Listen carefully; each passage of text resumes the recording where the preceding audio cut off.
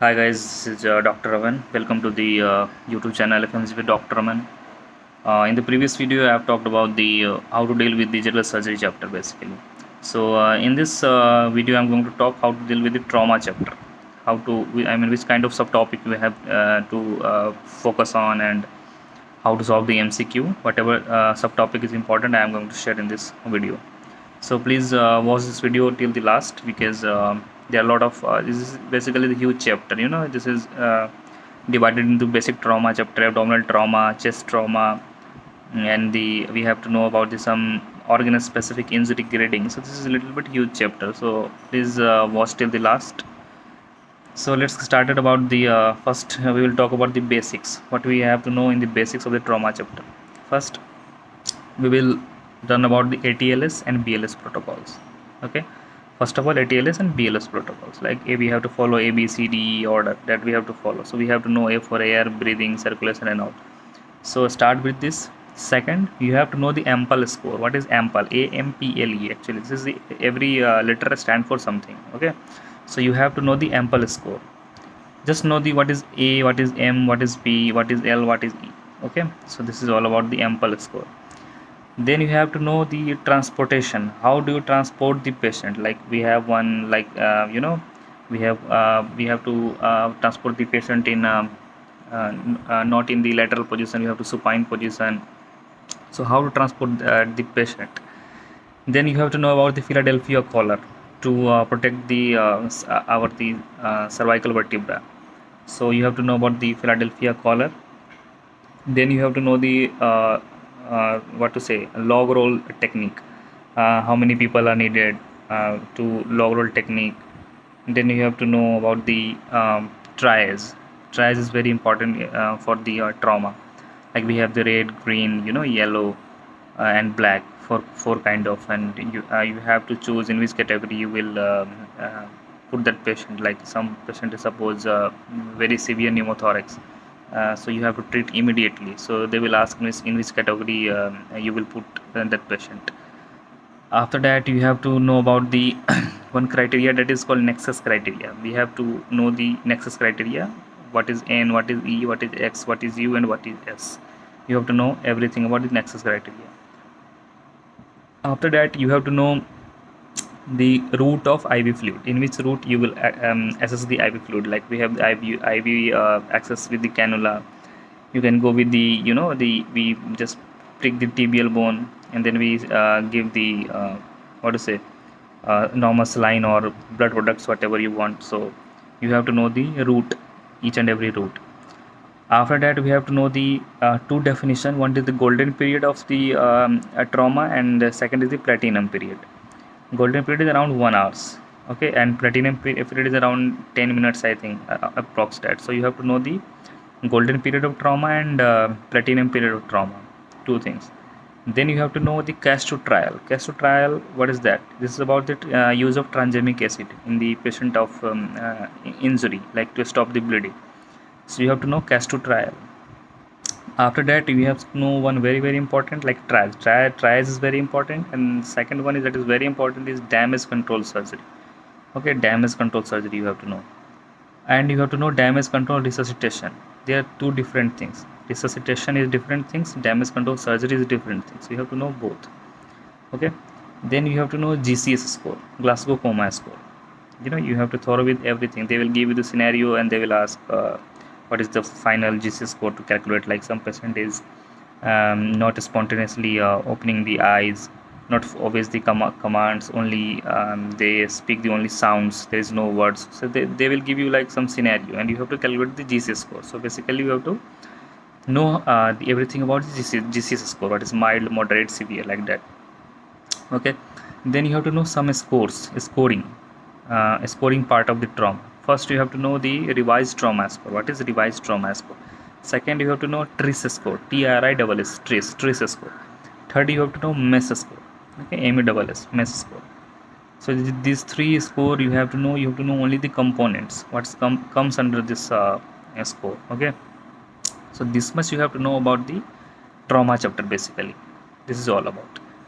Then we enter the suppose if we talk about the abdominal trauma. Okay, So in abdominal trauma, first of all, you have to know the most common causes. Like they will ask you what is the most common cause of blunt trauma injury, which organ is mostly involved in the blunt trauma injury. They will ask you what kind of organ is involved in the seat belt injury, what kind of organ is involved in the what to say, penetrating injury. So you have to know these one liners, 2 3 one liners you have to know. After that, you have to know the trauma about the spleen. Okay, they will give you like the you have to know the grade, okay, which grade they belongs to splenic trauma. Second, you have to know the liver trauma. Third, you have to know the kidney. These 3 trauma only you have to know, okay, and their grade, in which grades they belongs to. They will ask these three organ trauma you have to know: spleen, kidney, and liver. These 3 things in the abdominal trauma chapter. After that, you have to know the fast, okay, fast and e-fast. What is the difference between fast and e-fast? Their full form you have to know, okay. Then you have to know the what to say, diagnostic peritoneal lavage, like the center where fast is not available. Generally doctors do the DPL is diagnostic peritoneal lavage. So you have to know about the diagnostic peritoneal lavage, okay. Then you have to know the splenectomy, okay. In splenectomy, you have to know in which scenario we'll do the splenectomy. Like suppose we have the grade 5 injury, completely shattered spleen. In that case, we'll go for the splenectomy, okay. So there is 2 3 question asked. First is the indication of splenectomy. Second, they will ask you, they will link to the hereditary spherocytosis chapter in the pediatrics. So you have to know the 2 3 organism which is the opportunistic, that is known as the OPSI, okay, opportunistic infection after the splenectomy. Like we have the meningococcus, pneumococcus, and Haemophilus influenza. These 3 is there. So they will ask you the name of these 3, and they will ask that what kind of which vaccine you will give, and when will you give the vaccine, okay. Like we have to around 2 weeks before this splenectomy, we have to give these vaccines to children before a splenectomy. So you have to know about this. And then you have to know about the mesenteric injury, okay, duodenal injury, and you have to know about the pancreatic injury. In pancreatic injury, there are 1 2 surgery like Berger procedure, Whipple's procedure. You have to know. They ask you. And then we have the Pringel's maneuver. Pringel's maneuvers is very important in case of the liver liver trauma, to identify the from which artery or vein the bleeding is from, okay. So they ask you the Pringel maneuvers, okay. They ask you about the 3 P's: push, plug, and packing. They will ask. So Pringel maneuver is very very important. You have to know that. After that, you have to know the compartment syndrome. Yes, compartment syndrome is very important. You have to know the pressures in the compartments, and main things asked in the compartment syndrome is their treatment, like the fasciotomy. And they ask you in fasciotomy that which layers you will incised, up to which layer, okay. So you have to know the layers of the compartment layers in the compartment syndrome surgery, that is known as the fasciotomy. So this much you have to know in the abdominal trauma chapter. Then if you will enter to the the thoracic chapter, thoracic trauma. Thoracic trauma is basically about first you have to know the most important is the pneumothorax. Of course, this is very important. You have to know the pneumothorax. You have to know the cardiac tamponade, okay. You have to know the flail chest definition and their treatment and their X-ray. This is very important. Pneumothorax X-ray is very important, okay. So these 3 things is very important in thoracic trauma. Apart from that, you have to know, yes, neck trauma zone. This trauma, the neck trauma zone. There are 3 zones is divided in the neck trauma zone 1, 2, and 3. They will ask you that which zone is most prone to the injury, and which zone is most dangerous. Like most there are majority of the patient dead if the injury occurs in that part of the neck. So they ask you the zone of injury in the neck, okay.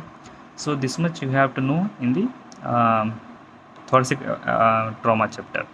Then if you come to the head trauma, you have to know all kind of hemorrhage. Like we have the subdural hemorrhage, epidural hemorrhage, subarachnoid hemorrhage, intraparenchymal hemorrhage. You have to know all hemorrhages, all the radiographs of that hemorrhage, and the treatment part, and which artery bleeds in which kind of hemorrhage. This much you have to know about the hemorrhage. Then you have to know the anatomy of a scalp. Anatomy of scalp is very important, okay. Then they will ask you fossa fracture, anterior cranial fossa fracture, middle cranial fossa fracture, and posterior cranial fossa fracture. They will ask you about the raccoon eyes. They will ask about the battle sign, at the the temporal region. So they will ask you, like they will give you raccoon eye, they will ask you the which kind of which the cranial fossa is fractured, anterior, middle, or posterior. So they will ask like that. Then they will ask you, yes, raccoon eye is done. Then they will ask you battle sign. In case of the middle cranial fossa fracture, they will ask you which bone is fractured.